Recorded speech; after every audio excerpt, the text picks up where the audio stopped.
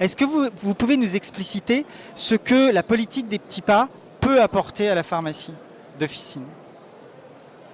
Alors, c'est pas la politique des petits pas toute seule. C'est pas des petits pas qui vont et viennent sans savoir où ils vont.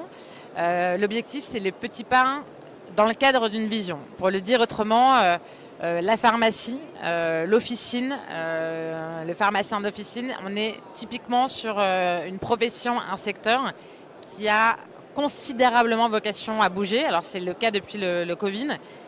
Mais c'est un métier qui se transforme à vitesse grand V avec l'IA, avec le numérique, avec le fait que de très nombreuses missions sont confiées aux pharmaciens.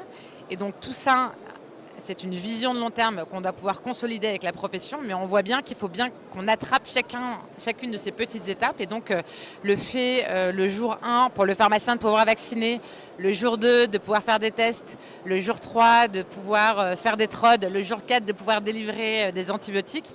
En fait, tout ça, c'est des petits combats qui se mènent. C'est pareil sur le numérique, c'est pareil sur l'IA, c'est pareil sur l'innovation, c'est pareil sur votre métier. Et donc on a cette vision, on voit bien que la vision, c'est d'avoir un pharmacien d'officine qui a vraiment une dimension centrale dans le système de santé, qui doit être le plus augmenté possible grâce à l'innovation, grâce à l'IA, etc.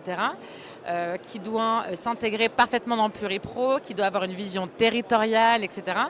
Donc ça, on voit bien la vision, mais pour faire ça, il faut que, sans attendre, j'allais dire, le grand soir dans 5 ans, on ne va pas attendre 5 ans, 6 ans, que de savoir complètement où l'IA va nous mener pour d'ores et déjà vous accompagner sur l'IA. Et donc il faut tout de suite se saisir des premières opportunités qui se présentent à vous.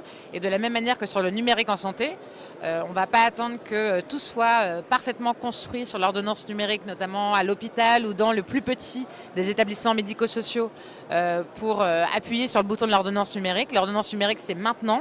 Toutes les pharmacies peuvent d'ores et déjà la déployer. Il y a beaucoup de médecins libéraux qui vont la déployer cette année. Donc vous aurez dans les prochaines semaines les premières ordonnances numériques à délivrer. Toutes ces ordonnances numériques qui sont délivrées, c'est déjà ça de prix. Ça permet à tout un système de s'habituer. Et donc c'est sûr que l'objectif à terme, c'est qu'on passe à 100% par l'ordonnance numérique. Ça va prendre un peu de temps parce que pour certains établissements, ils sont très loin de cette capacité à faire du tout numérique, mais ça ne veut pas dire qu'il faut qu'on attende de pouvoir tous ensemble être prêts pour démarrer. Il faut démarrer, et donc la politique des petits pas, c'est surtout de se dire, à partir du moment où on a des early adopters qui sont prêts à partir avec nous pour faire de l'innovation, pour faire mieux dans la qualité, dans la technologie, dans l'accompagnement des patients, dans les nouvelles missions, il faut qu'on y aille.